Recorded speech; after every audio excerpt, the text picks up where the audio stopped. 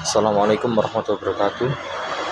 Untuk saat ini saya akan mempresentasikan matkul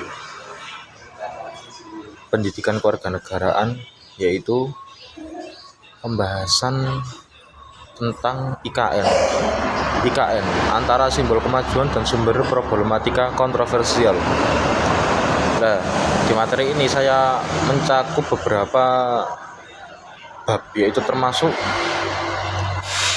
dalam beberapa tahun terakhir pembangunan ibu kota Nusantara. IKN menjadi salah satu proyek nasional yang paling banyak diperbincangkan di Indonesia. Pemerintah memandang pemindahan ibu kota dari Jakarta ke Kalimantan Timur sebagai langkah strategis untuk menciptakan pemerataan pembangunan, namun dengan tujuan mengurangi beban daerah Jakarta sebagai pusat pemerintahan dan ekonomi, serta membangun wajah baru Indonesia yang modern dan berkelanjutan. Proyek ini bahkan diproyeksikan sebagai simbol transformasi bangsa menuju masa yang lebih maju.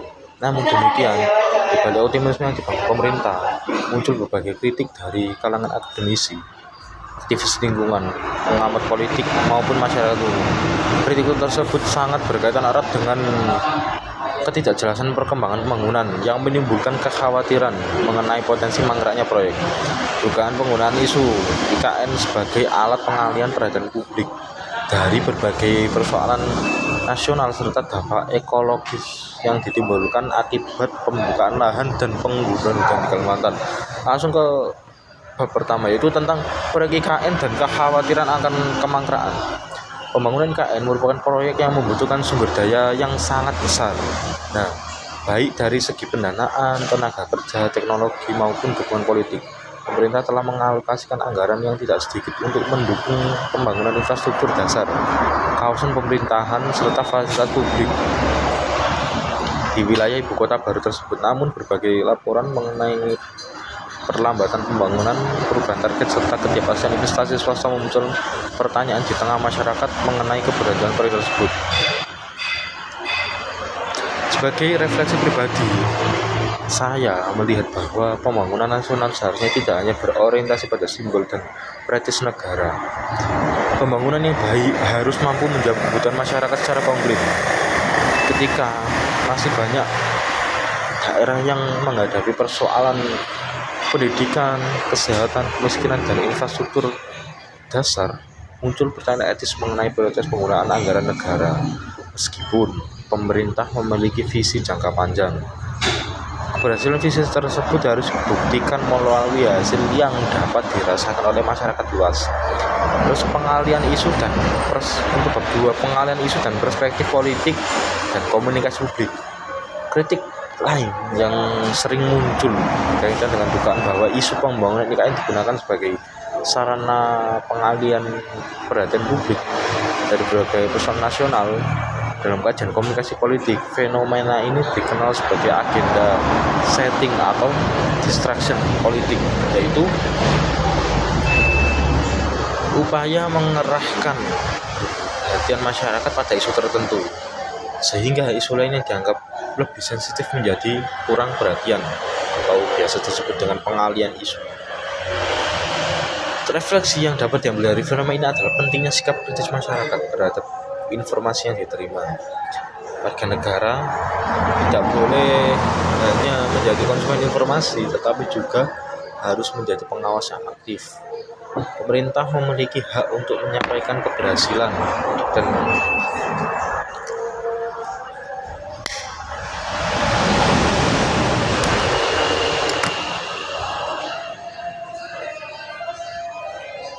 program pembangunan, tetapi masyarakat juga berhak mengetahui berbagai persoalan yang masih membutuhkan penyelesaian.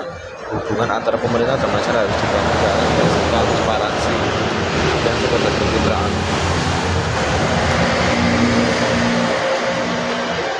Terus ada tentang isu penggundulan hutan dan ancaman terhadap keberlanjutan lingkungan. Salah satu kritik paling kuat terhadap pembangunan IKN berkaitan dengan dampaknya terhadap lingkungan hidup. Kalimantan merupakan wilayah yang memiliki kekayaan hayati luar biasa dan berperan penting dalam menjaga keseimbangan ekosistem Indonesia maupun dunia. Hutan-hutan di Kalimantan menjadi habitat berbagai spesies langka serta berfungsi sebagai penyerap karbon yang membantu mengurangi dampak perubahan iklim. Penggunaan hutan tidak hanya berdampak pada hilangnya pohon atau kawasan hijau, dampaknya meluas pada meningkatnya resiko banjir, tanah longsor, kebakaran hutan, berkurangnya keanekaragaman hayati, serta perubahan pola iklim lokal. Oleh karena itu, kritik terhadap dampak lingkungan proyek IKN harus dipahami sebagai upaya menjaga keseimbangan antara bangunan dan kelestarian alam.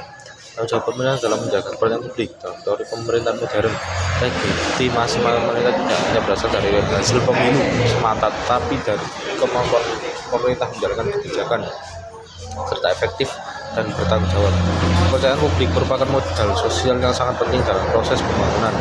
Tanpa kepercayaan masyarakat, berbagai program pemerintah akan menghadapi resistensi dan kesulitan dalam implementasinya.